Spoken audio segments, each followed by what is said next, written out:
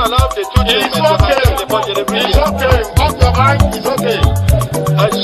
Off your mind. Chai! Now wow, people wey suppose talk truth to power don't off mic. And if we talk, now 500,000 they go summer us call them hate speech. But fear not, Maiyegun don't come. Ingo torchlight every corner, nooks and cranny of all these bad people where they spoil our country.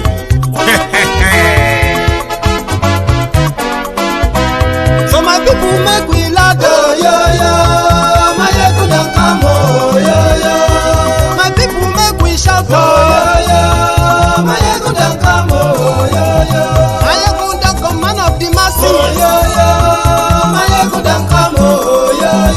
Maiyegun Diary Politico, Maiyegun don't come, yo. This one not the off in mind. Maiyegun don't come, yo. Can in the touchlight every corner. Maiyegun don't come, yo. Okay, some people be they holla say they want the power. Chai, them be promise us say we go get light and power. Them hustle sote they can't get the power. But now they know they do anything with the power. Every day, dollar just they get the higher power over naira. See them talk say make we off mind. But thank God say Maiyegun don't come. So my people make you loud, yo. Maiyegun don't come, yo. My people make we shout, yo. Maiyegun don't come, yo. Maiyegun don't come, man of the masses, yo. Maiyegun don't come, yo. Maiyegun Diary Politico, yo. Maiyegun don't come, yo. This one not they off in mind, yo. Maiyegun don't come, yo. Person where they do evil, no one make person talk. Them say that Maiyegun, that man too they talk. He too they talk. Say Maiyegun Diary, he they hot like pepper. But every day then they take money in bulk. Woman picking, they the street they hawk. Still them talk say make we no talk. But thank God say Maiyegun don't come. So my people make you loud, yo. Maiyegun don't come, yo. My people make you shout, yo.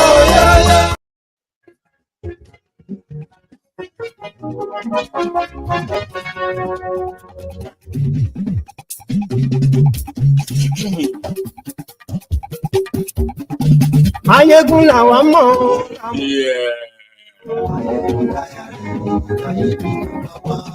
Good morning to you, good afternoon to you, and good evening to you from wherever you are watching from. It is Maiyegun live.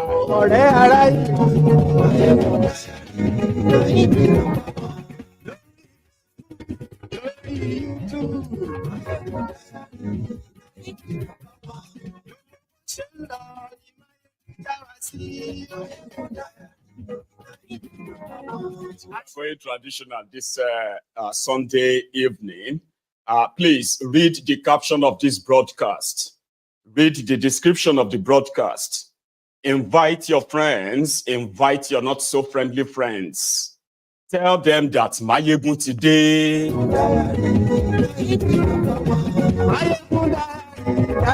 Do me one favor tonight, okay? I'm kind of far away from my original microphone, okay? But I've got an attachable microphone on. Let me know if the audio is perfect on your own device. They're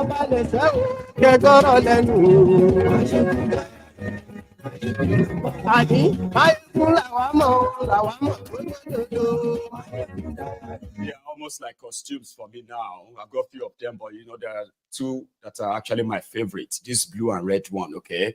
So this is most of the time I could put them on, and I love putting them on, you know.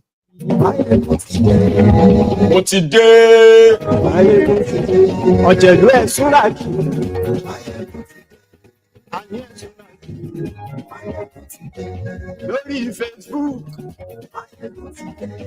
and yes, lórí YouTube. This is meant to be a good news, by the way, because a lot of us actually follow this when it happened, when we were reporting the harvest of human beings in Kaduna by the terrorists, remember?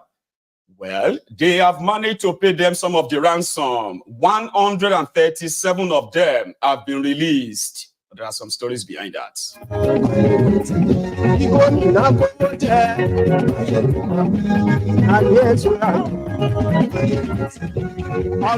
But this Saturday was my wedding day. Really? I think I should order more. I should order more of this my clothes, right? And I should actually be dressing like this. Imagine somebody believing probably today is my birthday or my wedding anniversary.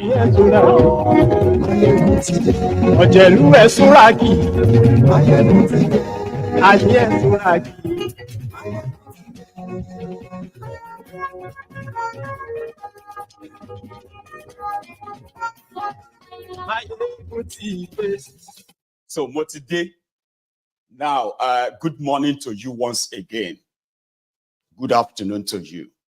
And good evening to you from wherever you are joining me from.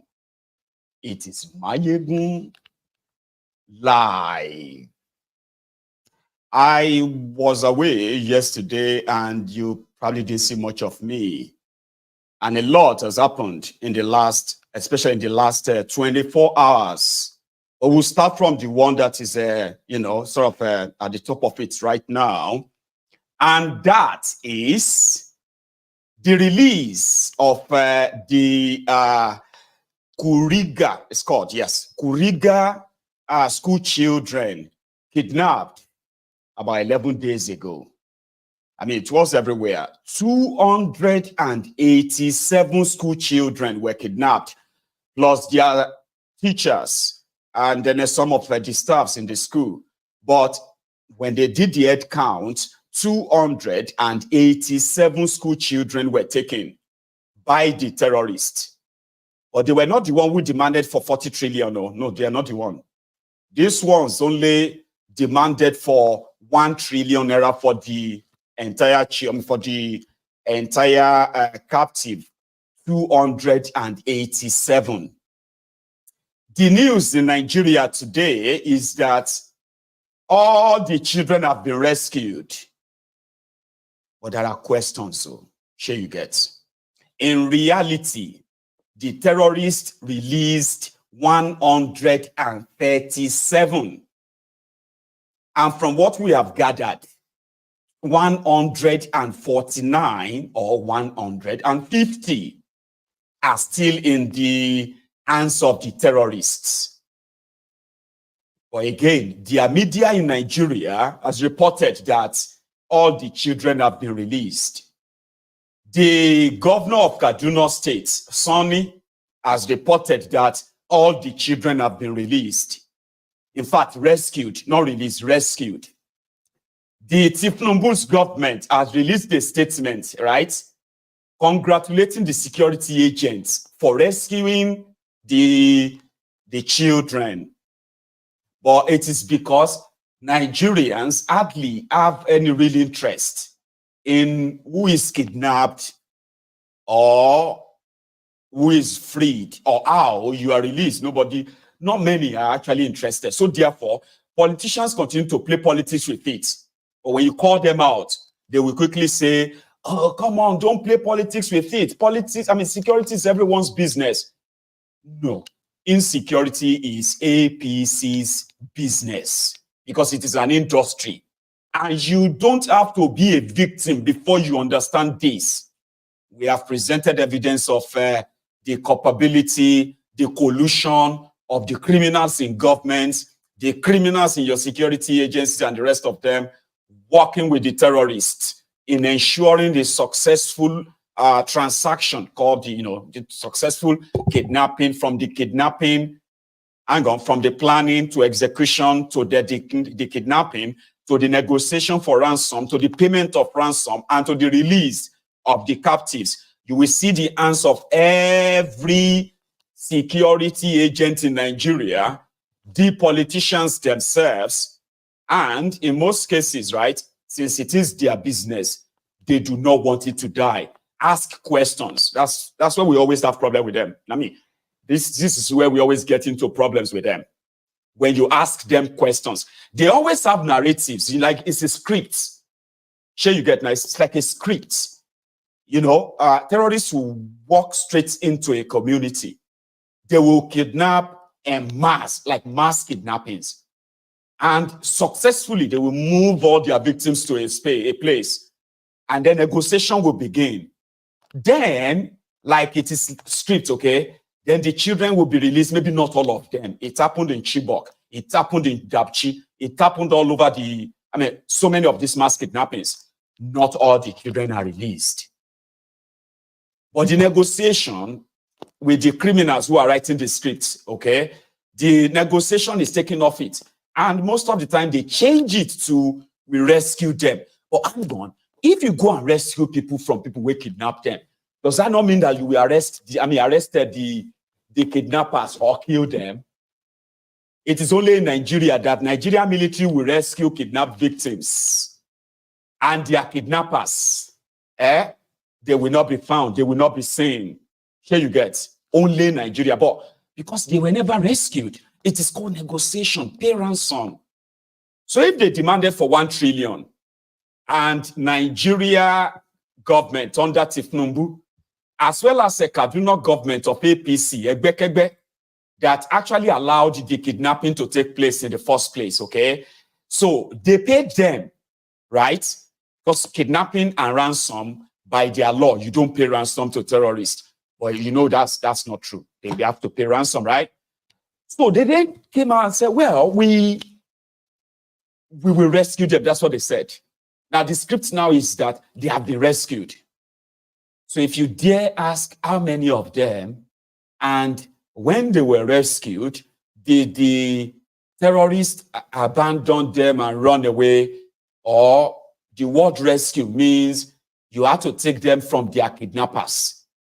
It is not that they gave them to you. It's not like they, abandoned them. No, you rescue them by taking them from the kidnappers, Abi, but they did not. And because they are very dishonest, you will never know how much of your money has been paid to these terrorists and why the entire kidnapped children were not released.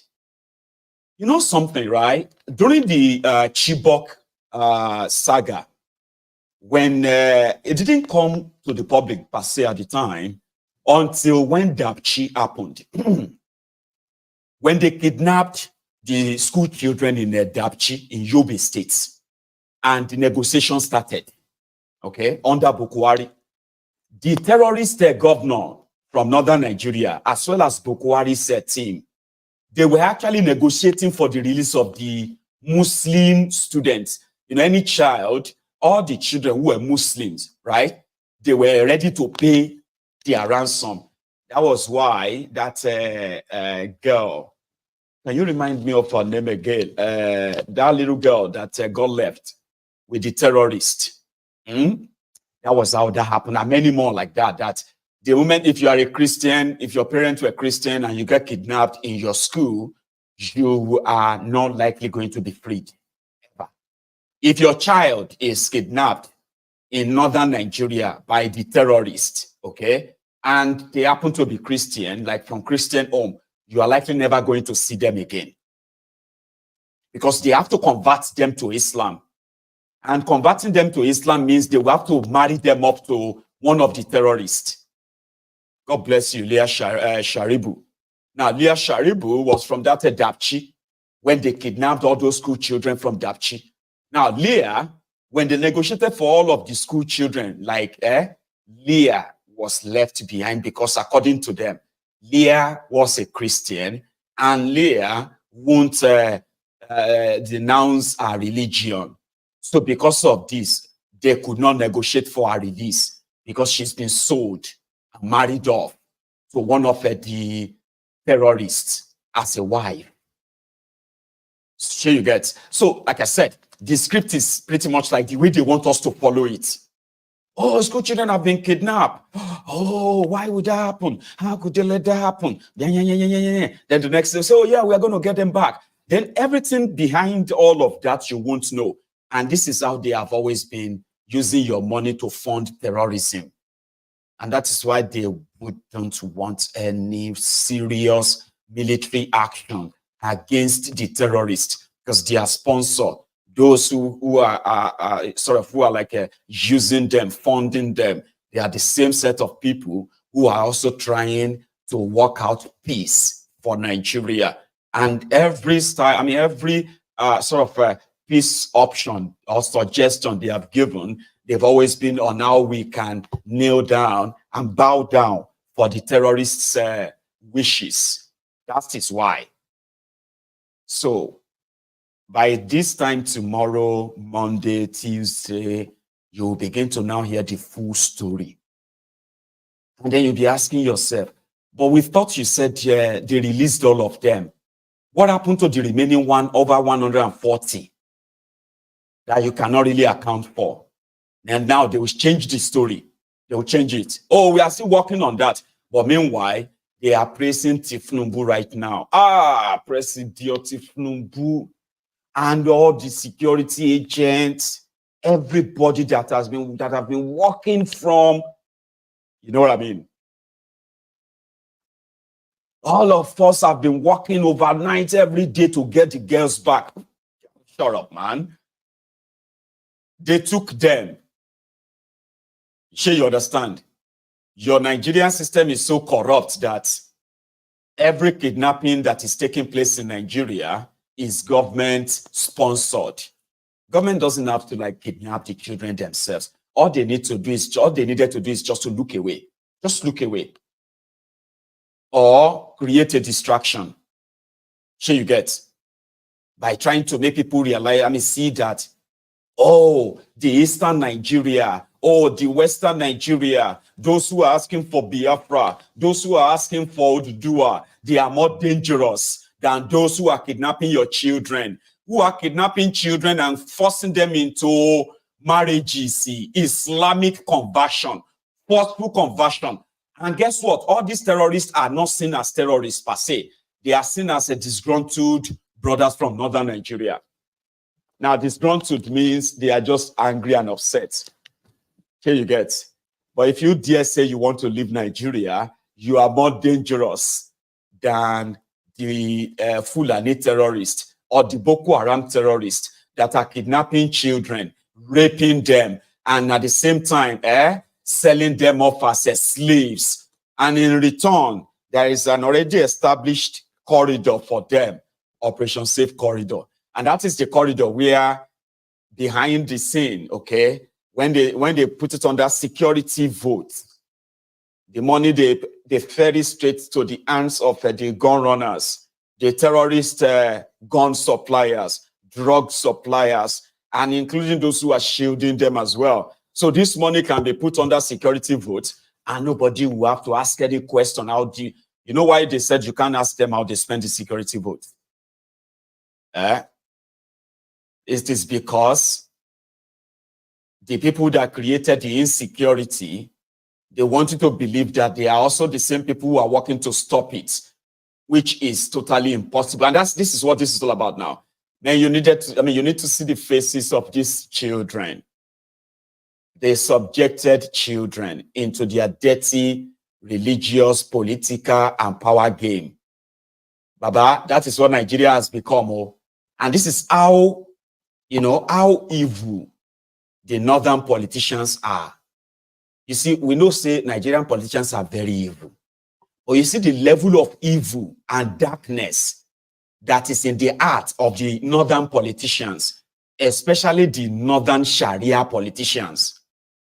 Their heart is so dark and dead that they will use children in their political power game, which is what this is all about. They will harm terrorists, cover them and protect them, okay? And begin to negotiate with this country on their behalf. In Nigeria today, the place where children can be kidnapped, raped, and forced to have their children by terrorists that will actually never really stand any trial. Now, the region that condone this is also the region that will tell you that Nnamdi Kanu is more dangerous than this murderous Sahel, Fulani, terrorists, and their Boko Haram counterparts comprising of the Kanuris, the Hausas, and few others from that axis too. They protect them, but look at the crime they are committing. Look at that. You actually need to see the faces of those children. I probably have no clue what they have subjected them to. You know, dusty, worn out, tired children. In everything, in everything is from time immemorial, right? In every madness of adults in history, there's always a reservation where they will say, we must protect the women and children. There's actually, what do you call it? The rule of engagement, the military rule of engagement that also spell this out too. You must protect women and children. It is so important. Like if you are mad, but when you are in a place where children are subjected to sodomy, are subjected to rape, are subjected to forceful marriages, are subjected to so many things that look so normal. And if you dare challenge it, you are considered as a blasphemer. How dare you challenge that? Now, the region that normalized all of this have the leaders that do not give a damn if they have to trade in the lives of children, women, the vulnerable people, the people that need real protection. They become the pawn on the table of these murderous, mad people. And then when they write the script, they also want, at least they love the limelight every now and then. You know, they write the script, kidnap the school children, kidnap everyone they can kidnap from everywhere. And then they will then stand as mediators. So when terrorists demand $1 trillion, that's not money individuals will pay. You know what I mean? That is the money that the state will have to pay. But they can't tell you. They can't say that to you. Okay? So the terrorists, the terrorism in Nigeria and their sponsor, they found a very, very, rich gold mine. The easy access to the Nigeria treasury. The easy access to have a part share. To have a part share in the, what you can call the commonwealth of the country, but violently. So let me explain that to you. Since this terrorism started, and as we are all aware, so Latu Aruno gave me a super chat because of my regalia. So this look more regalia. Regalia can be, yeah, it looks more regal, I mean regal or royal. Anyway, so let me just react to that your super chat for the fact that you put that up, okay, to appreciate this. Guys, sorry, I'm gonna let Latiaruno see the whole full length of that, right? So it's a very long one and it's quite classy too, okay? And thank you very much. Right. Latu, God bless you. So talking about the industry that has now been opened and how terrorists managed through their sponsor to gain access into not only into the national purse of Nigeria, they actually went straight into the pockets and the savings of ordinary Nigerians. And historically, northern Nigeria has been so mismanaged that whenever they put Nigeria on the map as poor, the poor country, developing country, so it is this northern Nigeria and the mismanagement of that region by their criminal jihadist, terrorist, Islamic terrorist leaders, okay? Mismanagement of that, normalizing poverty, weaponizing it to their own advantage and all that.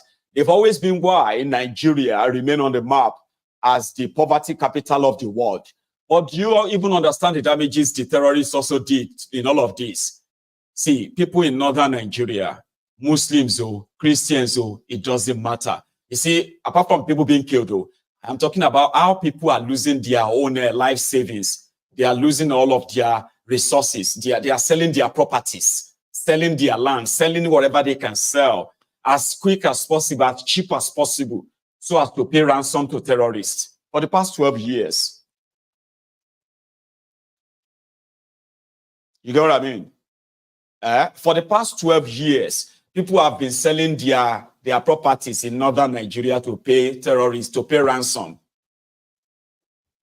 And that is what made the Nigerian terrorist industry or terrorism industry, like tourism. Now, that is why Nigeria don't get tourism industry anymore. Nigeria have terrorism industry. Do you know that?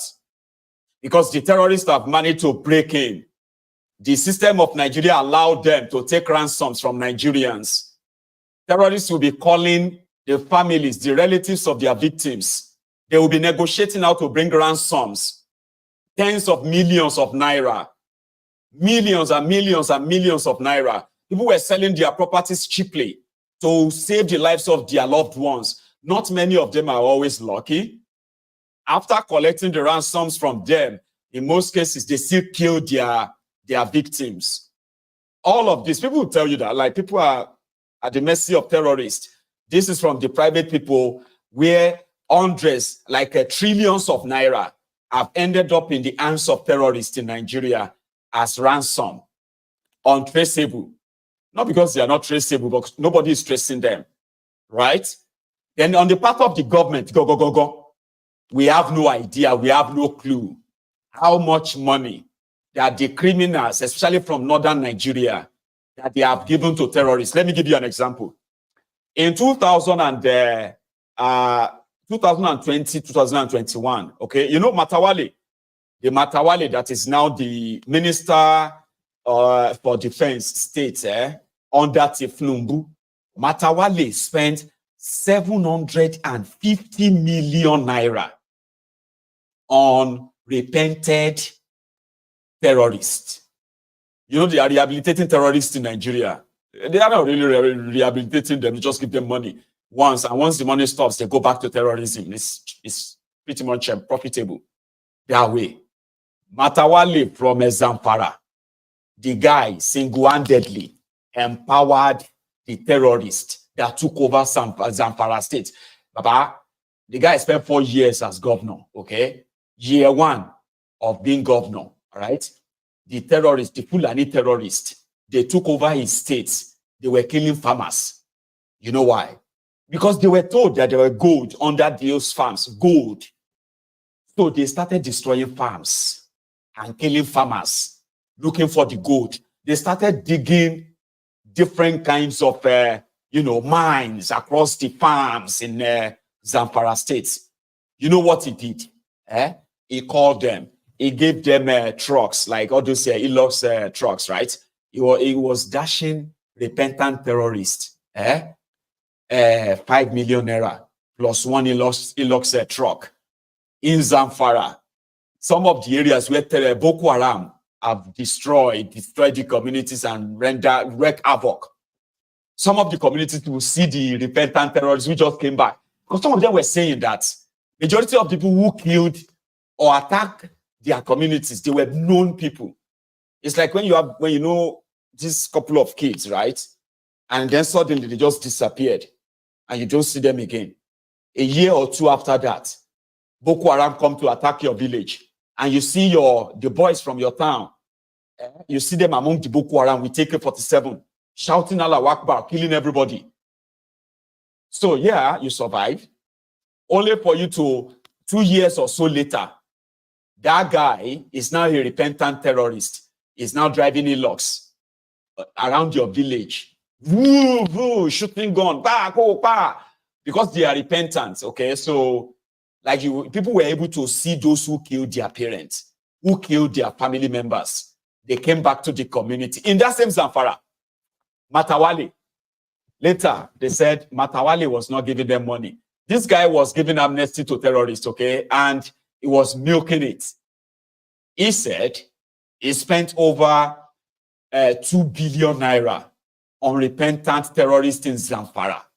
He now told the terrorists that every gold that they extract from those land that they've killed the farmers, destroyed the farms, every gold they managed to get out there, he will buy it from them. So he became the Lord of Gold for terrorists. So the terrorists then, who are now controlling different farms as their own minds. So people were there. All the videos are online. This is like old story, okay? So he was governor. So all these farms, places that were supposed to be farms, they turned to mines where they were picking gold, drilling, after killing some of the farmers or chasing some of them away. So he collected all the gold and he told them, this gold is Zamfara gold. And we are going to keep all of this gold in UAE Bank. So they took the gold to Dubai. That same Dubai is the place where this guy, he has about 4 wives. Okay? Well, 2 officially and 1 in America. So anyway, Matawale as governor already bought houses for his wives in Dubai. Okay? As governor. He is already sort of building life for his family in UAE. So now that Zamfara has gold, apart from the money from the Federation account he's been collecting, this is gold. Omo Ogbeni Park or the gold. Today he is the Minister of Defense in Nigeria. I don't know if Zamfara people can ask him, sorry, where is our gold? How much is our gold that you took to Dubai? They will tell them, which gold? Which gold? This is a private business, private company. It has nothing to do with Zamfara. Zamfara only have 5% stake in it. They will change the story. But anyway, the long story is this. Person will spend 2 billion, will take empower terrorists in one single state. Now count 19 of them. Count 19, including Middle Belt. Because you see those ones in Middle Belt. Now Olori Buruku governors, plenty there too. You know something? Nigeria is such a fraud, all right? That when it is politically convenient, they will tell you Northern Nigeria is bigger than Southern Nigeria. And guess where they are calling Northern Nigeria? Including the Middle Belt. People who have no connection, no relationship with Fulani, Hausa, or the rest of them. We are talking about the TVs, the Berovs, the Jokuns, the real people of the owner of the Middle Belt parts of Nigeria.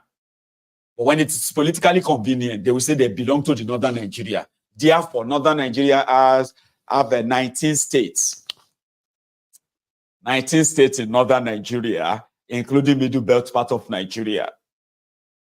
But when the terrorists who are killing the infidels, the terrorists who are using religion to try to take over people's ancestral land, the terrorists who are using religion, Islam, to threaten and spread fear and terror in the Middle Belt part of Nigeria, when they are killing everybody in that Middle Belt, attacking, killing, from Benue to Taraba, from Taraba to Kaduna, from Kaduna to Plateau, Jos, from Jos, where to again? In that Middle Belt, when they kill, they won't remember that they are part of the North. Oh, we are one big North. So when the people of the Middle Belt now started saying, we are not Northerners, we are Middle Beltans, stop calling us Northerners. Then the Northerner, the Hausa Fulanis started coming out to say, the Hausas, the Fulanis, they're like, people are trying to divide us. You cannot divide the North. Or Benny, everybody will find out and know where and all, yeah? But anyway, they are governors, bunch of rogues and criminals too, okay? They would rather negotiate with the terrorists because they do not want to offend possibly their supposed political masters. This is how they fund terrorism in Nigeria. This is how they try to placate. They tell you something, but they do something different, right? So I'll show you some of the videos of the blah, blah, blah, blah. You know, like how they welcome the 137, or maybe that is the first batch. We'll have to wait for the second batch. So why do you have to tell everybody that the children have been freed? Where are the parents of the children, Seth? Have they tried so much to kind of bury them or what? I mean, okay. Let's go to that Kaduna. This was them when they were waiting for them.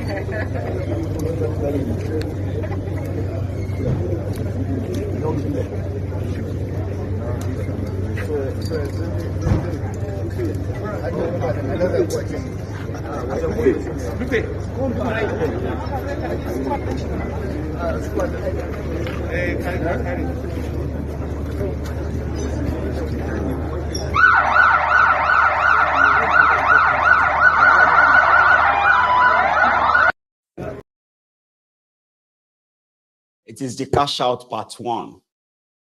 Using children in your dirty, stinky, dark politics. And then come around and praise yourself and say, oh, we did a great job, a very wonderful job. Oh, Mr. President, you are the best. Your leadership has brought the children back. We are so grateful. You are saying all of that to the people, right? But the terrorists are there now counting. How much is that, Abu? That's 150 million. Okay. Now, I need 20 people to count that one. They said everything is 500 million. So 150 million, yeah? Yes, 150 million. Oh yeah, you. Go and count that one. So why these criminals are dramatizing for you, giving themselves, pat on the back and clapping for themselves for using children in their dirty politics, okay? Yeah, the terrorists are counting the money right now in the forest. That must be a lot of money. Here, they even had numbers of, they said Tifnumbu has sent the number of policemen to come and provide security for the people of, God damn it, man. Now, take a look at this, okay? These are the policemen. Suppose said Kaduna policemen. Oh. But when they reported, they said, we are arriving on the order of the Inspector General of Police, as well as the Mr. President, to come and provide security for the people of Kaduna as part of the drama and the script, okay? Watch this. Where were they when 287 children were conveniently taken away? And they were taken away successfully, that they were kept on notice for over 11 days. Special intervention report from First Secretary of Police. It's a message from the Inspector General of Police. I have a message here, sir. And here we have 200 Special Intervention Squad officers trained for Kaduna Command and returned command for deployment as the command and Your Excellency deems fit. We also have 2 new APCs deployed to Kidnap by the Inspector General of Police, and I'm here to hand over this to you, sir.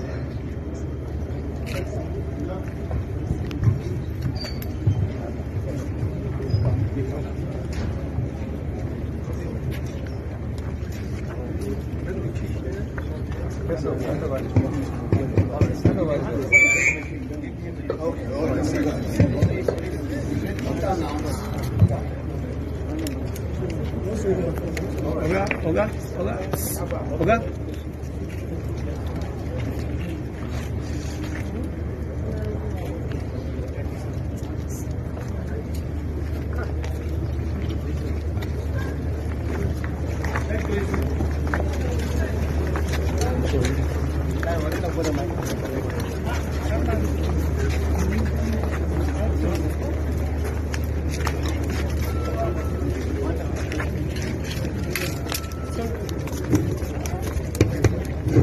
See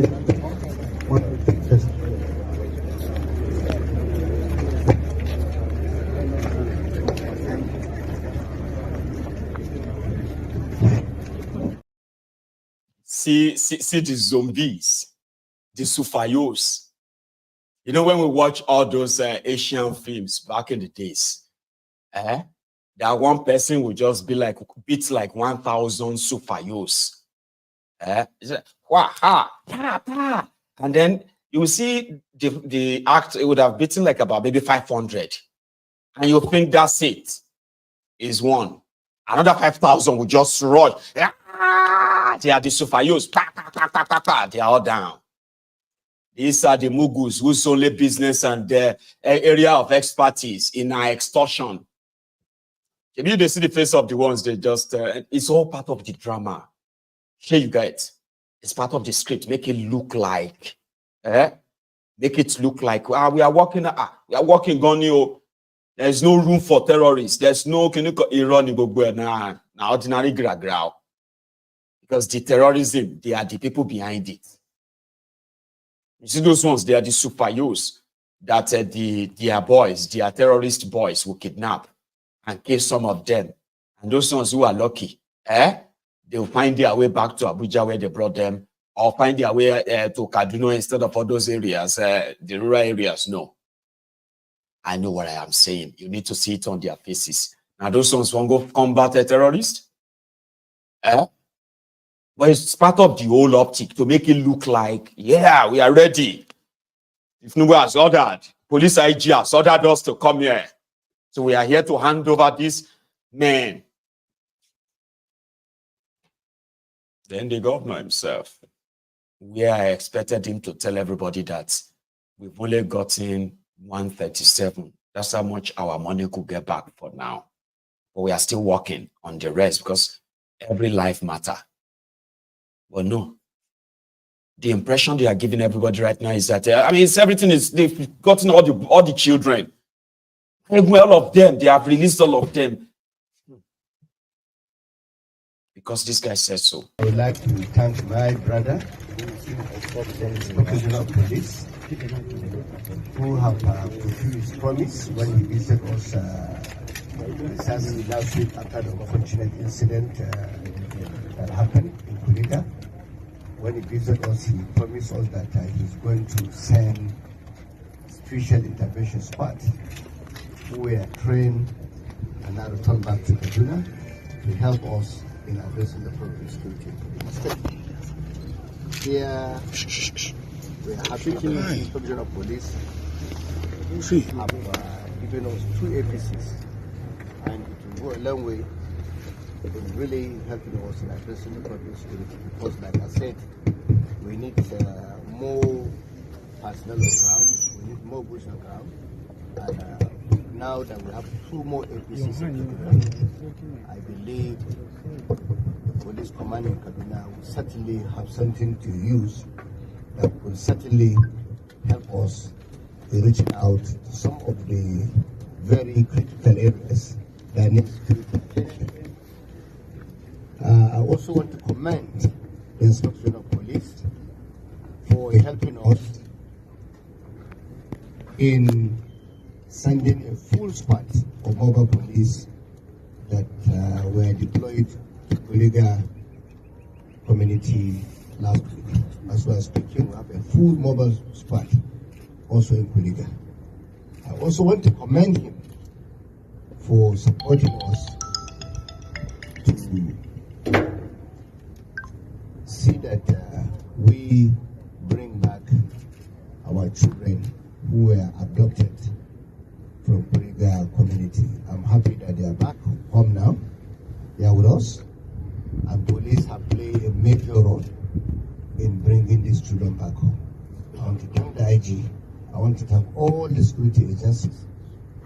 I want to especially thank President Bola Tinubu, the National Security Advisor, Maiyegun, the Chief of Defense Staff, my brother, General Christopher Musa, the Chief of Army Staff, the Chief of the Air Staff, as well as the Director General of the State Security Service, as well as my own brother, Malam Bichi, who is the head of State Service in the whole of the country. He has done a lot in helping us, and we're grateful for everyone who have supported the state government in ensuring that we bring our children back home safely. I want to thank everyone. I would like to. They brought our children back safely. Of course, they are not your children, madman. None of you will play politics with the lives of your children the way you do with the lives of those you've impoverished and therefore weaponize the poverty. But it is Nigeria. Our children, you won't treat your children like that. Nobody treats what they love the way criminals in Nigeria treat Nigerians. You don't treat what you love that way. Anyway, on the side, they are making it look like they have rescued all of the children. And that is what really is really sad about this whole thing. I was watching every clip I could get and all that. And the soldiers, listen to this. The soldiers came out and said it was only 137 children that they got back. The politicians, the governor of Kaduna, okay, and all those drama they showed up there, right? They are running with the story of the children are back. And because of the odds they have on the Nigeria media, that is going to be the final. If you tell them, but there are other children and all of that, they'll say, no, there is no evidence of that because the politicians already said the children are back. Then maybe 3-4 days later, now you will now hear that no be all of them. And they will now tell you, they will say, but we didn't say all of them now. This is the dangerous game they play with the lives of children in Nigeria. And I do not see how I will ever actually, for any reason, respect or like any of these guys. Their ways are so dark and mean. They are selfish, self-centered, of course, and that simply means everything else doesn't matter but themselves. Sad, right? So we hope the people who paid for the release of these children, we hope they will pay the balance or rescue others. Because, Baba, you don't see when you say you rescue somebody, it is either you kill the people that took them or you arrest them. You know that's rescue operation. Rescue operation is to say, oh, finally we have rescued you. And those who kept you hostage, they are already dead. Or we have arrested them. That is called rescue operation. But every time they tell you they've rescued them or they blah, blah, blah, blah, you never see the terrorists they rescued the children from. Have you ever seen them? Have you ever seen anyone arrested for kidnapping for kidnapping children in Nigeria? And say, okay, we have rescued the children and we have arrested their kidnappers. Have you ever heard of that before? That's when you will know that you have to pay ransom to get any of those ones that you have right now. And if you want the rest, you have to pay the balance of the ransom. But politicians are not honest. They are not honest with you, right? And that's when you will know that they have no plan of ending terrorism in Nigeria. If they cannot tell you the truth, if they cannot tell you how vulnerable they have become, because they make the system vulnerable. They make themselves vulnerable. They make themselves available for the terrorists that they created and funding. Oh, there's nothing we can do. Oh, there's nothing we can do. We cannot just go in there and then, gun blazing to rescue the kidnapped. We need to care about the lives of the abducted. Come on. The same people will go into a community where nobody is kidnapped or nobody is abducted, and they will say, oh yeah, they are looking for this or looking for that. They will gun down the entire village, including women and children. It's a different rules for different, it's different stroke for different folks, right? it is. But I have never seen them arrest people they rescue people from. Okay? And, well, only for those who believe they rescue anybody anyway. But I hope the ransom paid is not by the parent of the children, because I don't think they can even afford any goddamn shishi. The politicians who wanted the money, they've walked behind the scene, pull out the money, take the cut and all of that, and that's it. Business done. If you want the rest of them, we'll have to bring more money from Abuja. And that's what something like Kolu would like to do, so that they can say Kolu rescued the children he couldn't protect. A country that couldn't provide security for our own citizens, including children. But that same country wants you to celebrate after terrorists have been paid ransom, to celebrate that the children have been released, less than half of them. It is a failed country, okay? We just want you to remember that. So somebody said I look snacky. My Lady Lizzie, I have no idea what you mean by that. Like, I look snacky, like something you can actually put a ketchup on, right? And just munch. Somebody said that I look snacky in my attire. And I'm like, I saw the comment, I was like, what is snacky? Snacks. That's something you just have to like put, you know, just chop. How can I look snacky in native? Like, come on. So let's take it easy, right? So going forward, we will be monitoring this, okay? And we can let them have their moment of their moment before the cameras, okay? Lying through their teeth, right? But you know something, you have to kind of have more lies to cover the lies you are telling now by tomorrow and the day after, and then the one after and the one after that, okay? So we need to manufacture more lies. Because this same afternoon on Sunday, we have been told that a military post, a military barracks in Yobe State have been attacked. You know, Dapchi and this area. What's the name of the area again? I'll go check. So the area is a Guji, I think it's called Guji community, you know, in Yobe State. Give me a sec. Rescued and all that. Okay. And then we had this. Good. And from what we have heard, they have already killed some soldiers there. Others took to their heels and ran away. 2 soldiers have already been killed. The details of that is going to pop up even more, either later tonight or first thing tomorrow morning. Okay. I know that part of the rage right now is that the Nigerian army or Nigerian soldiers were killed by their fellow soldiers who are doing bunkering in Niger Delta region. But somehow they are doing everything day and night to pin it on the people of Okwama community and other communities as well in Bayelsa. But it seems that it is obvious, okay, that the only people who could actually carry out that kind of killings, heinous crime against themselves, are those who feel threatened by what they said those guys were there for. I mean, they said they were there, the slain soldiers, they were there to curb or stop oil bunkering, which is the deal in that axis, okay? So the only people who probably, I believe, who felt threatened that they are coming to stop their business, you know what I mean, right? So coming to stop their business will be their fellow colleagues who are doing bunkering there. Those who are working for Tompolo and those who are not working for Tompolo. So because they do not want anybody to really find out what happened, the crimes they committed or the crimes they are committing in that part of Nigeria.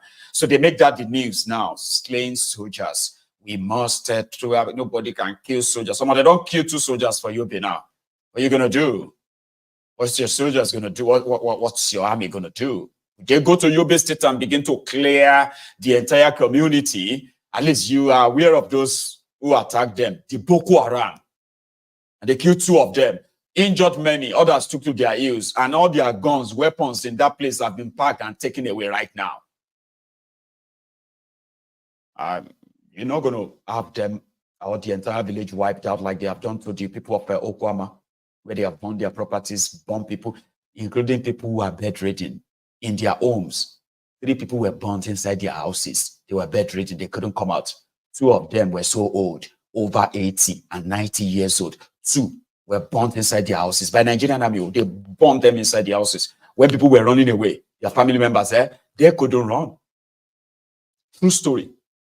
All of these have been hidden from the public. The area has been condoned of, but they want you to believe that the people of Okwama carried out the killings of a major general, a lieutenant colonel, 2 major generals, 1 captain, and then about 12 or 13 corporal soldiers or soldiers. Here you get. But in Yobe right now, even before Yobe, right? I think it was yesterday as well that they found the bodies of, was it yesterday or 2 days ago? I'm not sure. I think it was this past week anyway. I am not sure precisely, okay? But they found, you know how many bodies of policemen they found? They found 3 bodies of, they found 6 bodies of Nigerian policemen in Owerri yesterday. Papa, they bombed Nigeria police van. Yeah. Unknown gunmen, unknown terrorists, as they say, but they turn it around and say, because once they tell you they've been building profile to make you believe that, any criminal activities against this, the terror group called the Nigerian Army or the police or whatever in the eastern part of Nigeria is expected to have been carried out automatically by the IPOB or ESN and all of that. They've been building profile around this. So when their media want to release stories of such, right? No investigation is needed. Nothing need to be checked.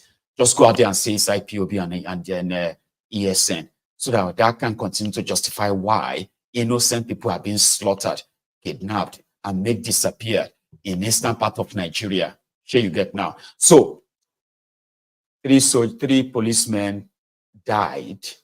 Their truck got burned, right? And their media already they're already flying that it's IPOB, it's ESN. In fact, I even read it somewhere where they said they declared Simon Ekpa wanted for sponsoring terrorism, right? And then there's this other guy, this guy who kind of was acting in place of Mazi Nnamdi Kanu between their, what do you call that, IPOB, DOS, I think, right? Department of State is called, okay? Why did I forget his name now? All of these are based on the profile that this criminal entity called Nigeria has been building in eastern Nigeria, okay? They have been building that with their own armed terrorists that they call unknown gunmen, unknown this, unknown that, okay? And if you look at them very well, okay? When the unknown gunmen broke into Owerri prison, the operation, the cooperation, the everything will tell you that the state is behind it, okay? So, but immediately after, without investigation, without nothing, the police came out and said it's ESN, it's IPOB. But when we begin to put all of the theories together, and they realized that it didn't make any sense, so they came out. Oplus Odigba came out and said, no, IPOB couldn't have carried that out. Or they believe that IPOB must have invited the people who carried out the operation. I have all the videos, so this is not like a makeup or trying to defend IPOB here. We're talking about the conspiracy they have been building for years now. Here you get the momentum they have been trying to build and building your mind. For some people, it's working. There's nothing you can tell some people that IPOB, ESN has nothing to do with the insecurity in eastern Nigeria. There's nothing you can tell them that they will believe. And don't blame them. Nigeria spends so much money in building this momentum, in building the propaganda around it, in ensuring that even if just few of you believe it is enough for them, all they needed is just your validation to confirm that, yes, people, the act of terror in eastern Nigeria must have been that of IPOB. But you know something, the way I said that they do not care whether you believe or not, only few people just to believe. So they can run with that, is that before they kidnapped Nnamdi Kanu, there was never a single incident of insecurity in eastern part of Nigeria. All of the propaganda, all the money they were spending in, they're spending on the lobbyists in America to tell them that IPOB has potential to become a terror organization. This was what Boko Haram's government was telling America. And at the same time, they are telling America that they cannot proscribe Fulani terrorists as terrorist organization. So, but they are trying to convince Americans that even though IPOB is not violent, they are not violent yet. They are not this yet. But their leader, the way he talks, the way he speaks, and all of that, they believe that very soon they will become violent, and America should try and turn them, declare them a terror organization. True story, Baba, true story. They spend so much money to try and build a momentum to say IPOB is violent. But they couldn't. They couldn't really build it until now that they've successfully created the armed groups who continue to shout IPOB, shouting Nnamdi Kanu, oh, we are going to kill everybody if you don't release Nnamdi Kanu. And these are guys who ordinarily don't like Nnamdi Kanu. You understand? These are people who ordinarily don't like Nnamdi Kanu. But suddenly, with the system that wants things to look like, oh, IPOB is violent, oh, the unknown gunmen must be IPOB, it must be them. They will probably forget that no matter how strong voice Nnamdi Kanu was, right? There was never a single harassment. There was never a single incident of insecurity in Eastern Nigeria. And the policemen, yes, people don't like police, but in Eastern part of Nigeria, there was no single army attack or anything. In fact, when they went to his family and his father's house, where they killed 28 people just before they finally gained access to his compound and tried to kill him. Even after that, there was never any form of violence in Eastern Nigeria. All of this didn't work out they planned. They wanted the violence. They wanted them to react. They wanted them to pick guns. They wanted them so that they can now go and tell the world and say, Shebi, we told you years ago that they will be violent. You know? So why am I saying all of this to you? I am saying them to you because there are those in Nigeria today who believe that IPOB is more dangerous, right, than the Fulani terrorists that are kidnapping and killing people in Nigeria, because the government propaganda machine in Nigeria did a number on them for years now. So today, there's nothing you can tell some people. They would, no. They will tell you, no. The IPOB lost me when they started. They believe that IPOB is responsible for some of this violence, when there is actually no single proof to say, yes, it is. Okay?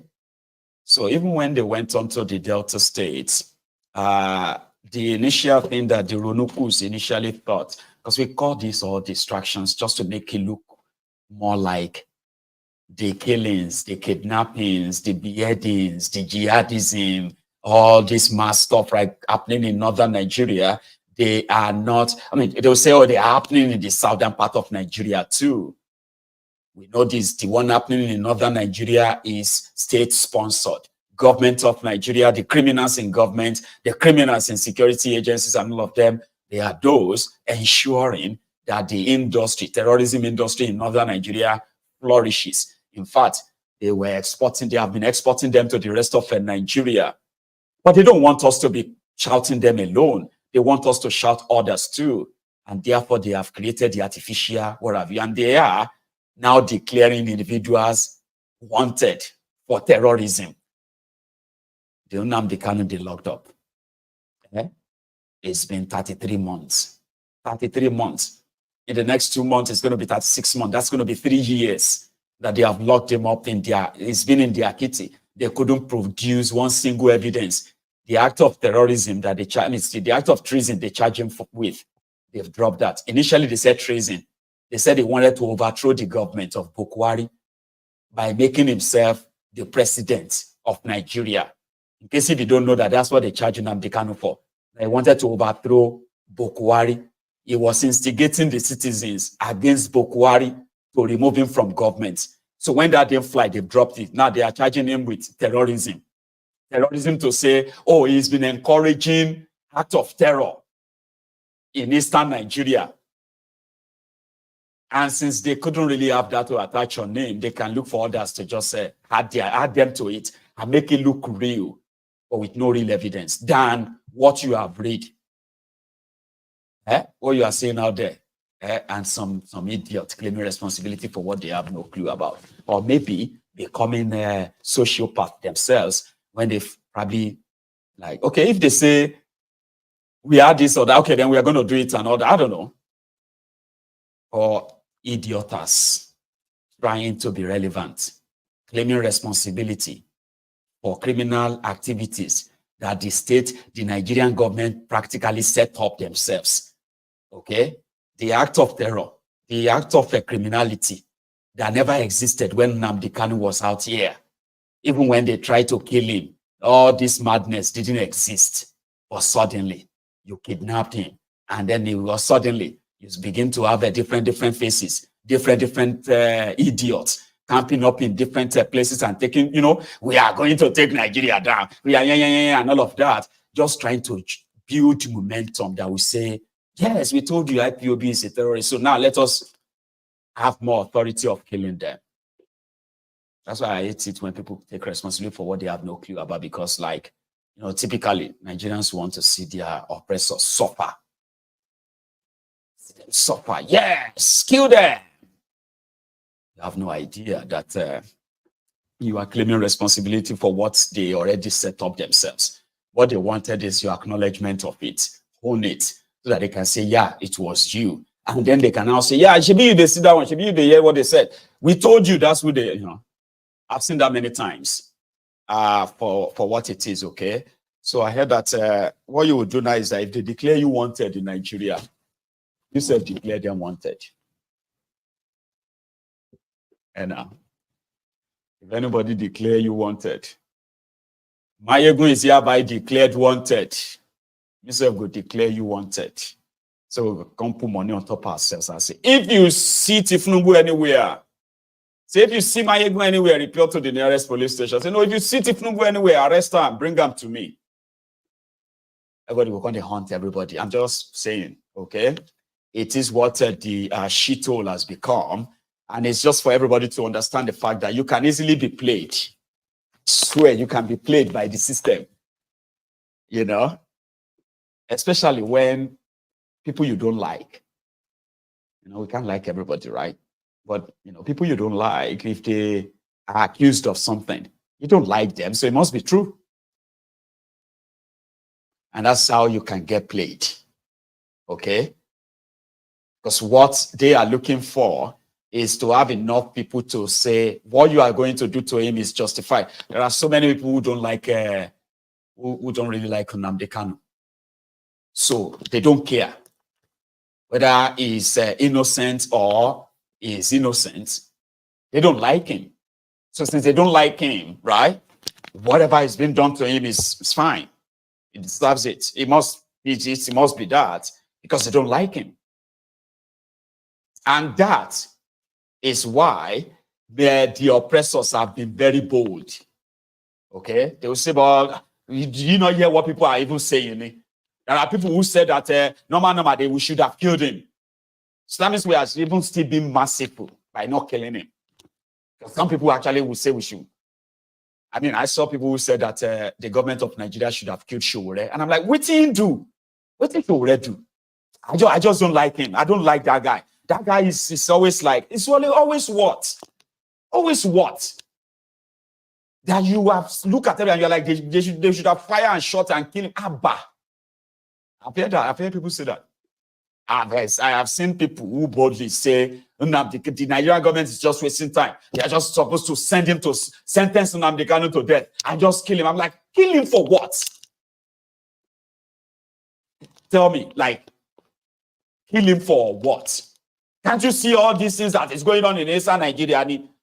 Somebody that is trying to break up Nigeria. Papa, she will buy.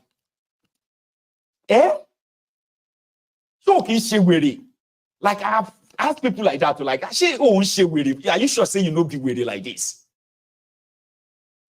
People you don't like. Okay? If they die, yeah, I said they should die. Yes, now. I'm like, man, it is Nigeria, sure you get. So, and that is all your oppressors need. The oppressors need to be sure to know that there are people who feel like them. There are people who justifies the injustice that they will met at others. And the terrorists are, your criminal government, okay? They are now the ones who can now tell you which one is extreme, which one is severe, which one is serious, like extreme, serious, severe. I think they are all the same.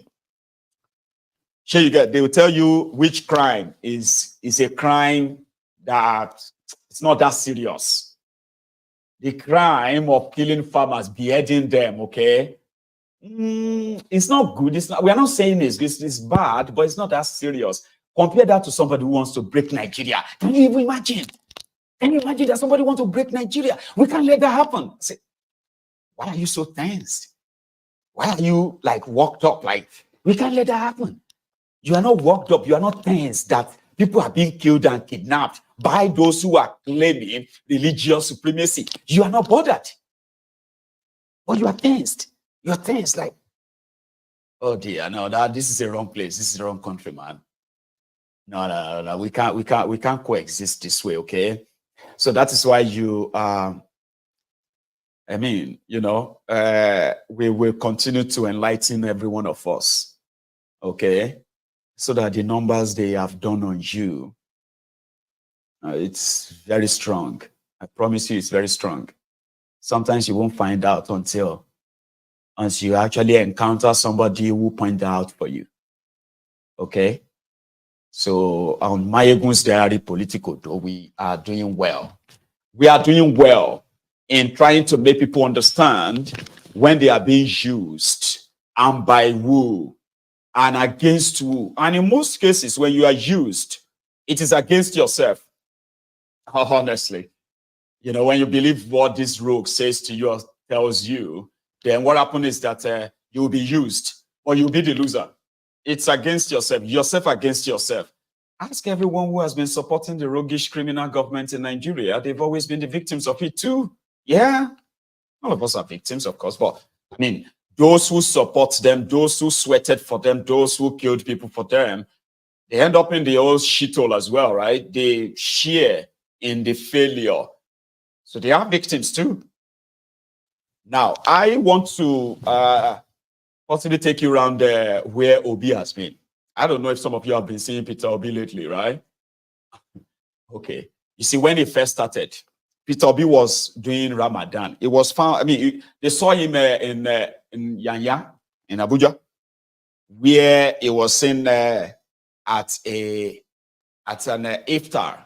Iftar is a breaking of fast during Ramadan, okay?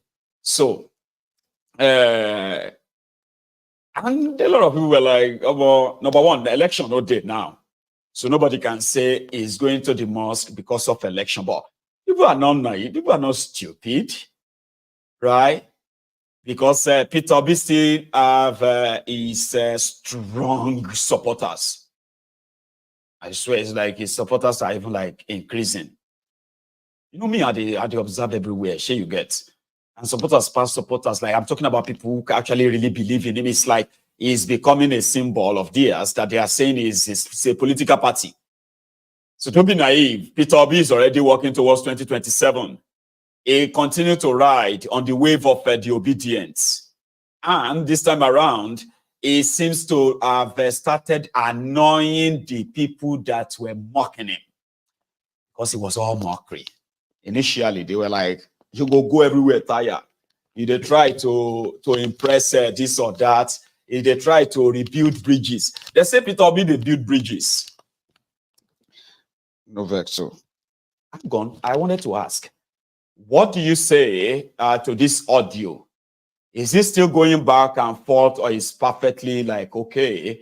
Because I have been using this now for the past 75 minutes. I want to hear you. Okay, because this might be me from now on. I do not really have to get too close to the bigger microphone there, right? And we will still have a perfect audio. So I need you to tell me what you see. See, when I move back and forth, like I am now far away from my original microphone, okay? So tell me, do you have any problem with the audio at all? I should be hearing that myself, but the way I dress for here, man, no lie you. It go day hard to check. Loud and clear. God bless you. So like I said, it was like a mockery. When I say a mockery, it was like, what's this guy did? What's he doing? There is no election now. So who are you trying to impress? So then from mockery, it started changing to Como. Will I say this guy is up to something? And from nowhere, this Fayoshe's statement resurfaced again on the internet. And this was last year when they announced Tifnumbu, where Mamudu Yakub announced Tifnumbu as your president-elect. This is what Babala die Fauleshe. Excuse me, sir. It's This been Peter negotiated. Obi, I've told you, this Peter Obi, anybody who becomes president of Nigeria and does not give a right of place, I'm not saying an appointment for Peter Obi, Peter Obi will remove that person from office in another election. Mark my words. So are you saying this same wave This same wave will not can stop. be repeated? This same wave, this Peter Obi, the people supporting him, the Peter Obi that I know, after this general election, they will continue. Even though the next cycle of elections is in 4 years. I'm telling you, those guys, excuse me, sir.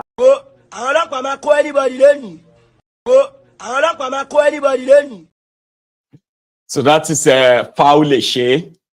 And it's actually like foul, Fayoshe is one crooked criminal man, is such a very crooked criminal, okay?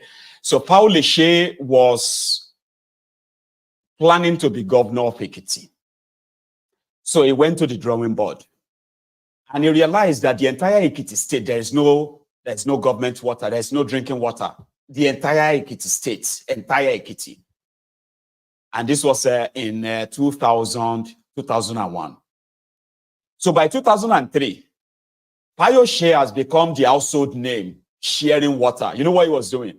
Fauleshe will now call the, all those people where they drive water tanker. The water, do they have a name for them? Like big tanker or like big, not truck, okay? So Fauleshe had this as a scheme. So they will come twice in a week to supply water to some designated communities. Okay? So they will bring it, everybody will get water, fill their houses, drink it, all of that. And that was how Fauleshe became a household name.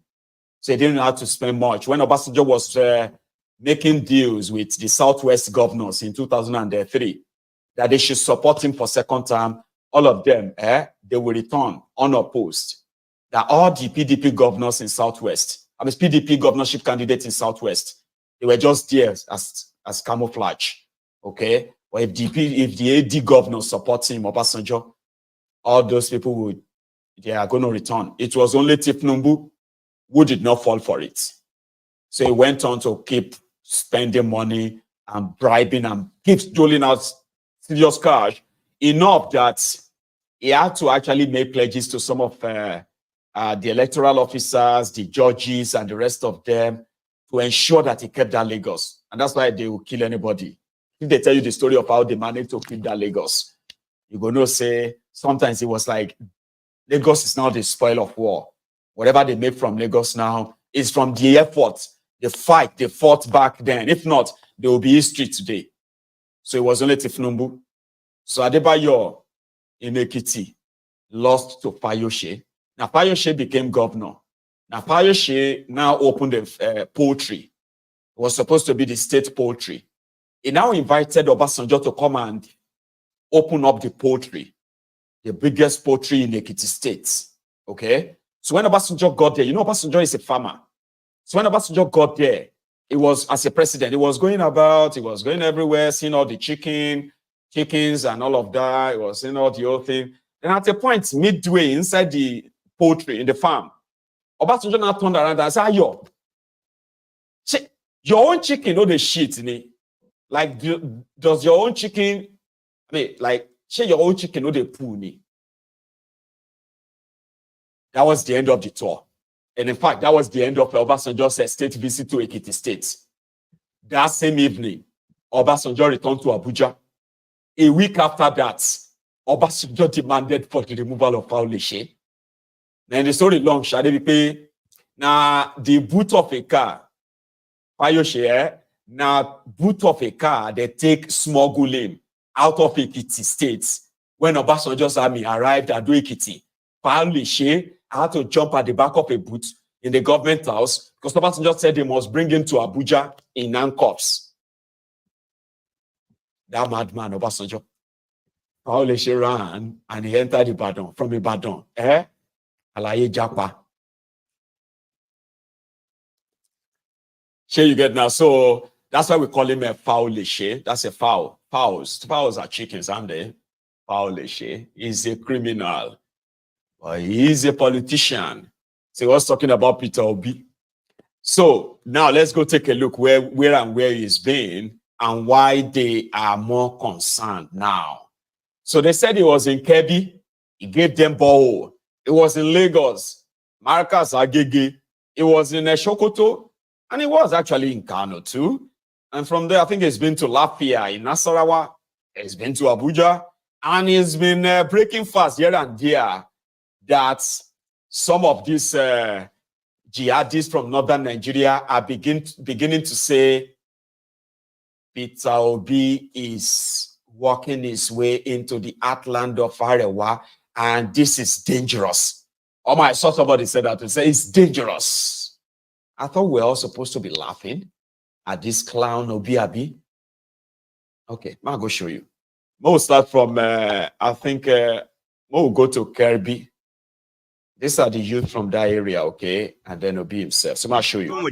Peter Obi azo garanko. Peter Obi azo birnin Kebbi ya kawo mun alheri kuma Allah ubangiji ki taimaka shi Allah ya sa shi shugaban kasa. Amen.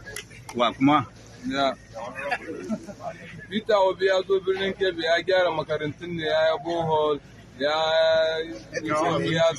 abubuwa ya kawo abinci Allah ya mai president. Allah ya taimake shi. Allah ya taimake Peter Obi ya to garin da ya mana bohol ya mana shugaban kasa ya mana abinci ya kawo abinci da aka muna godiya Allah shi ne shi wai ya zo wai lokacin hazumi kuma ya zo zai breaking fast da ku kun ji dadi ko ba ka ba mun ji dadi ya zo lokacin azumi kuma Allah shi dadin tuhuwa da kasa mun ji dadin tuhuwa ta Allah shi shi president saboda ni dama shi Peter Obi mutum ne muna ko last time da ya zo kamfe ya zo fara sarki mun ga sa muna tare da 100 by 100 Obi aka magana wọ́n fẹ́ gba ẹni o unanka ọdẹ ṣiṣi abisi Peter Obi unanka abisi is food. The other ones I don't know. So here is their own. I don't know. This is the chief imam of Kirby Abi for the area they went to. If you don't mind, here. All the time they are even they relate that when we see something, they will continue to talk and laugh. And they leave the whole idea dies down. So I was following every to find out why it is. So that I can tell some, leave him to come. We are waiting. So His Excellency is not a new name to me. Just when we are talking here, I remind him my past station of work was in. He asked when. I told him 1966. They told him who was the battalion commander then. This Ejo was then after Faju. Faju was our battalion commander. And when he left, Ejo took over. So I have known every part of this country for security. That is how we our life. We sit down together with several times to discuss. So I'm just surprised when he decided now to go around the country to tell us what our country and what we should do to make it a better country.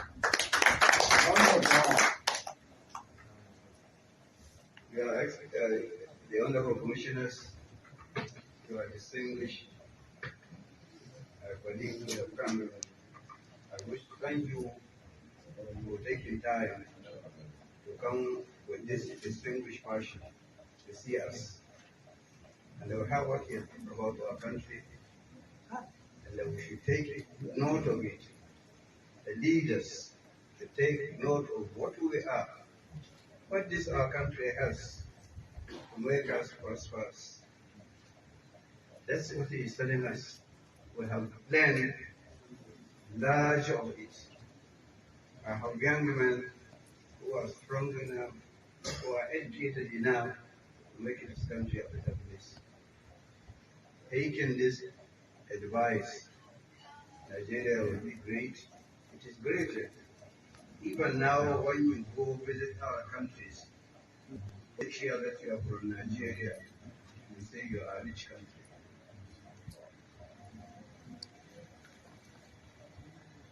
In my life, I have visited 30 countries.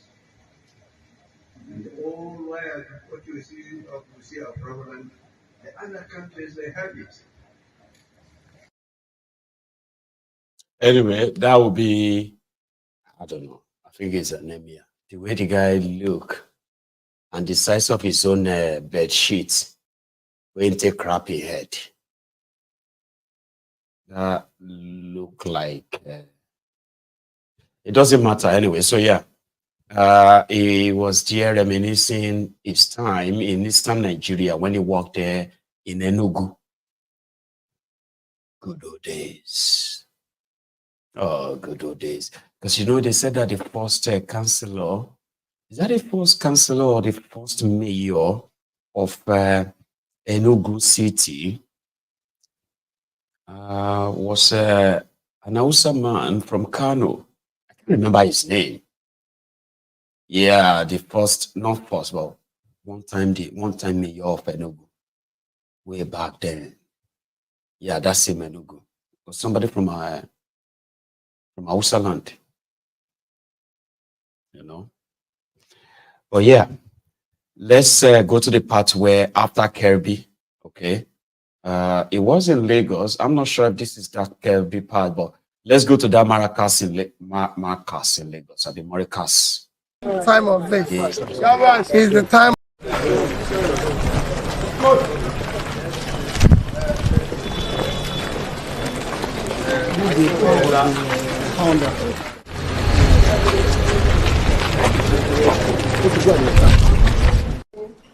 Respectfully stand on other existing protocols. Your Eminence, I think Dr. Tanko has probably said all that we hear. With this, because of this period of Ramadan fasting, had contacted Tanko and said, we need to go around and visit our brothers of the Muslim faith across the country and everything. And we've been touring, we've been to Lafayette, CDMA, we've been to Nassau, we've been to a couple of places. We've been to a couple of places. Tomorrow we are traveling up to Sokoto and everything. And as we agreed that we are going to come today to pay our respects to you for the great work you're doing here. When he related to me, how the school started in 1952, yes, in Abeokuta. Now he was moved to Agege in 1957, and everything. I said, thank you. Wow. And that's why we're here, to pay our respects for the great work we're doing, and to continue to preach brotherhood, preach caring of each and everything. Like I always said when I was campaigning, today is no politics. But I always say when I was campaigning, no religion buys bread cheaper. None have cheaper fuel. None buys food cheaper. When there's hunger for everybody, when there's problem for everybody, no tribe buys bread cheaper. no tribe, by anything achievement. When there's a problem, it's everybody. So that as brothers, we should all work out for a better Nigeria. A Nigeria where a son of nobody, child of nobody, can be great and become something. It is available. I will say to the North, we can make more money from you than we make from oil. Because we're the only country in the world that have 60% of our vast land uncultivated. That can change the world. And to the South, we have all the talent and everything that can change the world. What we are lacking is not the air. It's not the human being, it's the leadership. But today, it's just to pay respect. Elections are over. It's for me to go around and pay my respects and assure people that we have no other country except this one, and we must love each other. That is beautiful to hear. See, I have told you a few times, and I'm going to say it again. You see, one thing we have managed to achieve on MaiyegunsDiary Politico is the accommodation of divergent views. We all agree, okay, that respect is reciprocal. I am pro, self-rule. There are others here who are also pro self-rule, self-determination. Biafra, Yoruba nation, and any other nation that you are advocating for. Also, we have here those who do not believe in this Nigeria, but they believe they could bring about a Nigeria that would then allow people like me, people like you, to comfortably discuss like human beings of what we want than every one of us to stay apart. And you know something, like they say, on MaiyegunsDiary Politico, okay, there is something that brings all of us here. There's something that brought all of us here. And if you check it very well, it is because we all have one or two things that we disagree with in the current formation of Nigeria. And therefore, we have come up with our own, what we believe is the better and the best solution. Break it up. But as you are so convinced and determined that until we break Nigeria up, right, we are headed nowhere. However, you have those who believes that the breaking it up is like the final. But there is something that can still be done before the breaking it up. So therefore, we all agree that the current existing Nigeria is not working in anybody's interest, and we want out. We don't want to be part of it anymore. Okay? But not a single person here will say they are comfortable with the way Nigeria is and that we are wrong. Abi? And I told you that the same rights that you have, the same the knowledge you think you have, that the belief that you have told yourself, unless we break up this place, we are going nowhere, is the same belief that those who believe that although this current contraption is not working, okay, so we must get rid of the rogue, get the one that will work enough that we can now go our separate ways. You call them deluded. That's some things I've seen people do on this platform. I have done my best, and we keep doing that every now and then, okay? That yes, we have differences. We seem to have different solutions, but we do have one thing in common. We all disagree with the current formation or the current settings of Nigeria. We all disagree. But you see, when you continue to disrespect Obi on MaiyegunsDiary Politico, simply because of whatever you have against him as a member of PDP or what have you at the time.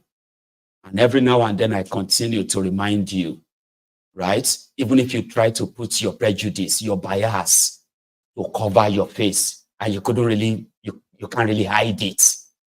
I continue to remind you that if you look at the force that gave birth to disobedience and how it all emerged, you will not rubbish them because of Obi. You will not disrespect Obi here and expect them, the obedient, to now respect your own cause or what you believe in. A lot of you don't understand what is called respect is reciprocal. You don't. A lot of you is always like, it's either your way or no way at all. A lot of you don't have that mindset, okay, of accommodating even the views that you are not totally in support of, but you share something in common. And that common ground is where you have to look at and see how we can actually put together, you know, even if you have to use them to get what you want. But a lot of you will hide behind, they are all the same, Maiyegun. As if to say, Maiyegun comes here to defend Obi or what have you. You want to rubbish the aspiration. You want to rubbish the effort. You want to rubbish the belief of millions of people like yourself who are tired of Nigeria too. You want to rubbish that because they are wrong. You are right. I mean, we told them not to participate in the election, but they did anyway. You can't tell them anything. We have no control over them. But there are so many ways we can actually meet on the same ground. Is that what they want to do? Look at what happened this last time. There are so many of them who now know better. You do not need to preach to them not to go and participate in their charade. They won't. And I did tell you, if that's what they want to do, let them do it. Let them learn from it. Okay? And as they say, life is a teacher. The more you live this, the more you learn, right?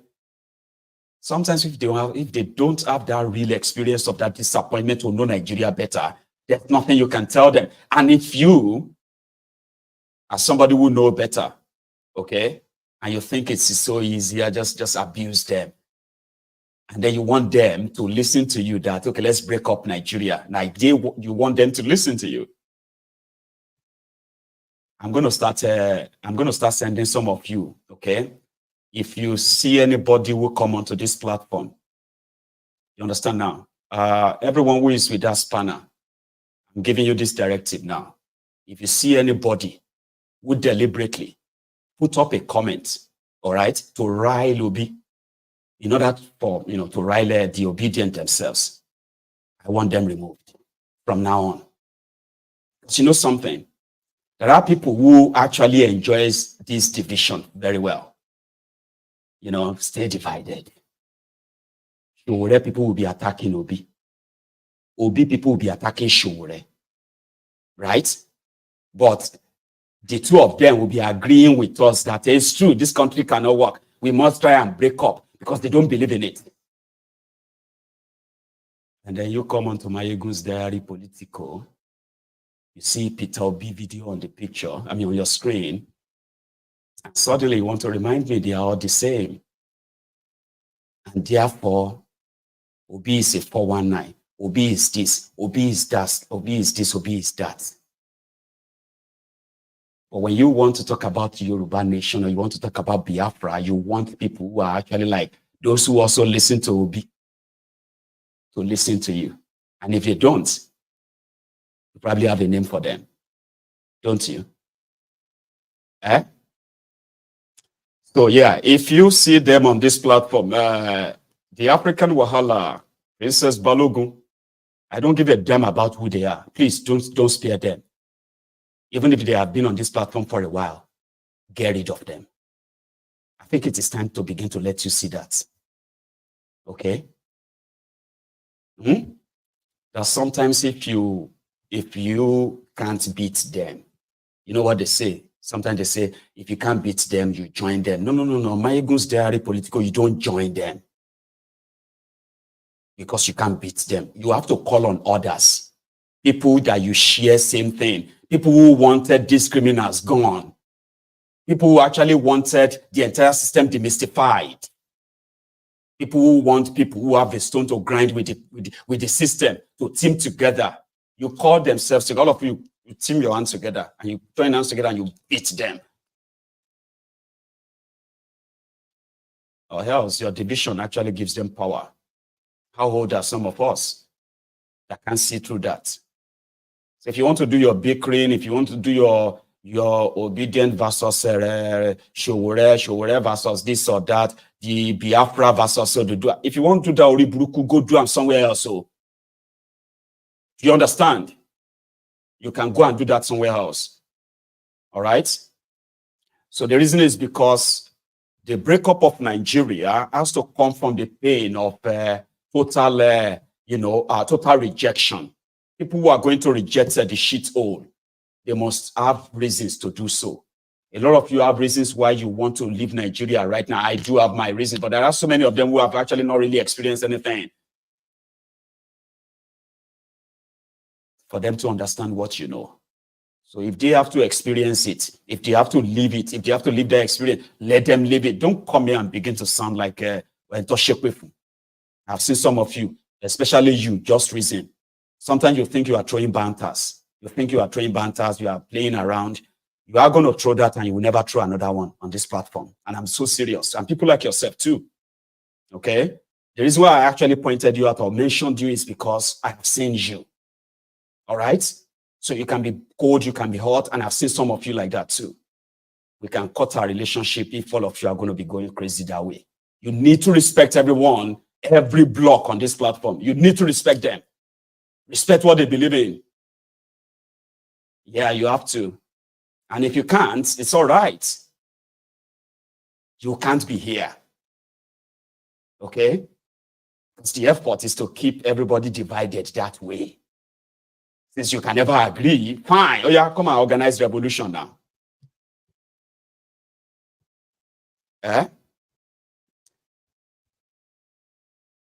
Since you cannot agree with yourselves, right? Oh yeah, come and have revolution now. You will never have one. Okay? Well, I'm just trying to say the way a lot of you actually do it.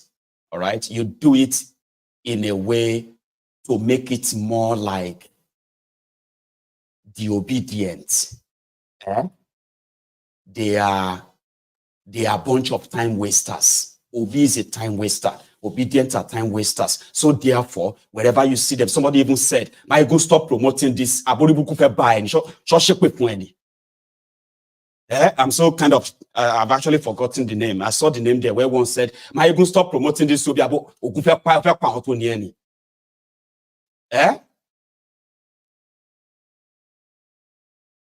I'm not promoting Obi. No, I'm not. I am helping the obedient and what they call their symbol and what they believe in. I am helping to keep their voice out there. And you should do the same.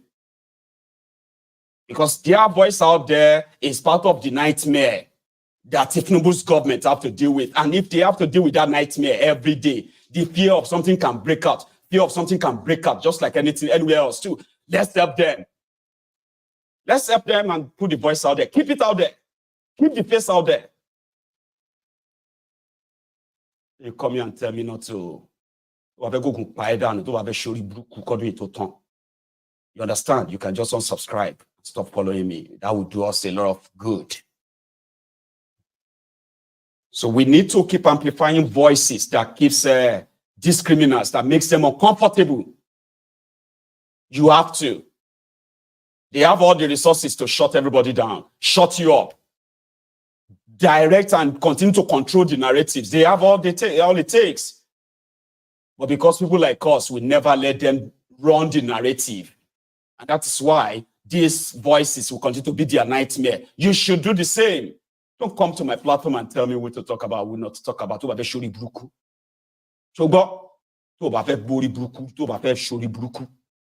Don't advise me. You understand? So, now, if I am not actually, even the same thing goes to you too, obedient too, because sometimes some of you are actually like, out of control. It's like you are in your own world too. This is MaiyegunSDiary Politico. When I give you your mention. Just, let it flow. Don't come here and begin to call it Showore this, Showore that. When you talk about shake point, because I know some of you too. The moment you see Showore, oh, this 419, this Showore is a 419, Maiyegun, Showore is a kinikabu. You better unfollow me right now. Okay? Whether Showore and Nobino today talk to them, so that's your problem. Don't come to my platform and think because you are obedient, we are obedient, then you are free to just drop down. Or you are a Biafran. We are Biafran. It's a zoo. If you know that your weary is out of control, okay, there are reasons why this place is called the melting pot. You need to understand that. A melting pot means the combination of everything. And it doesn't mean you agree with them. It's what there is that you have something in common. And what you have in common is a rotten system that has kept us divided and impoverished, now terrorizing us.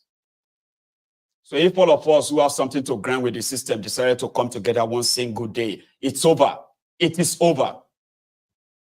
So I don't care about your conspiracy theories and the rest of that. This is my own theory.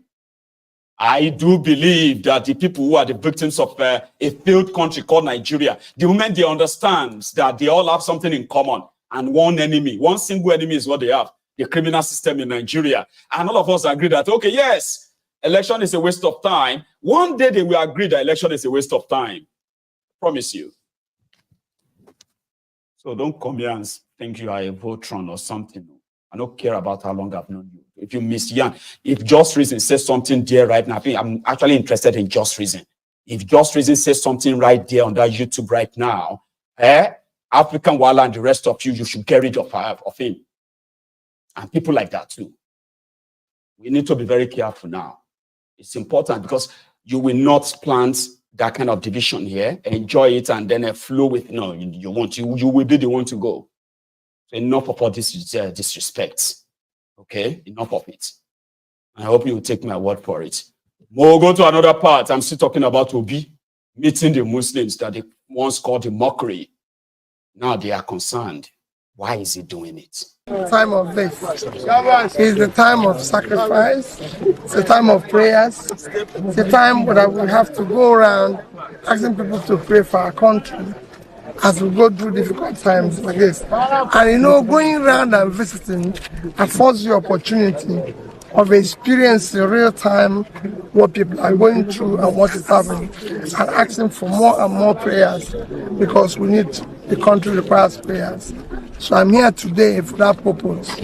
So how do you think events like this help to foster unity, especially in the current landscape in Nigeria? It is critical because it shows that we're just same, we're just human, we love each other. As you can see, coincidentally, the Ramadan fasting coincides with even the Christian fasting. These things shows love and unity, and going to make people understand that there's nothing different in all of us. We're the same. Like I always say, no religion buys bread cheaper, none buys fuel cheaper. If there's a problem, it's a problem for everybody. Can you show me where Muslims buy bread cheaper so I can go there and buy? Can you show me where they buy rice and food cheaper? No. So these are critical things that we all learn. We're all the same. It is critical that we love each other, we care for each other. So I've come here to support them in breaking the fast by that's it. So sorry, sir. To those people saying there's a political undertone to this, what would you say to them? There's no election. I didn't come time of election. I would have come for when there was election. I came then when there's no election. Because I believe in this. Okay, so like I said before, it's not about election. Election doesn't make bread cheaper. Okay, Your Excellency, okay. You have gone around and you are still going around. I'm still going around. So after your impression, if you gather all this impression, will this going to change your message? Because your message has been consistent. It remains the same. Because if we are productive, people won't be suffering. It's not just you, just reason. I mentioned you for a reason, and I know sometimes you throw those banters. Same thing with that Ade Williams too. So Ade Williams can also be throwing those banters, but there are times that banters are not welcome. Okay, there are banters that you don't. Somebody like Ace Lloyd too. Ace is now saying that the day the scandal of this man is going to come out, like you are more interested, and who is that going to favor when it's a scandal comes out? It's like somebody now saying that we are looking for the day that Showore's secret will come out. Now, if Showore's secret that you are waiting or looking for comes out, or Obi's scandal that you are waiting for comes out, to whose favor is that? To whose advantage is that? To the advantage of the same people that you and I are saying we must do everything to break Nigeria up and break free from them, right?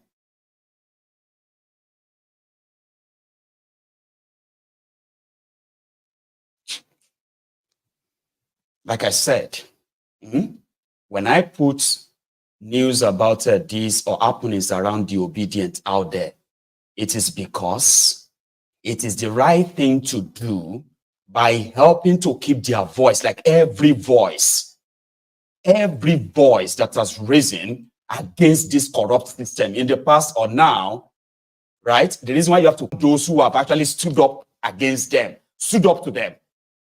But because you don't like them or you don't like how they are doing it, even though you don't like those criminals too, no, they are the same. Sacrifice them and let them go down.